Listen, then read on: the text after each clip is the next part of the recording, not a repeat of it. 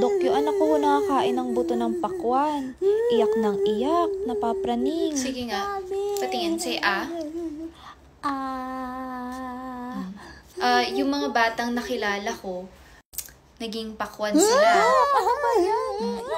Ako, umiiyak. Ano yan, totoo? Ano yan, tears? Alam ba kung saan gawa ang tears? Ano po? Sa water. Oh. Ano yung English ng pakwan? Watermelon. Nako, mami. Kinakabahan ako para sa anak mo. Nabibiro lang si Doc. Palabiro yan eh. Anong palabiro? Seryoso po ako.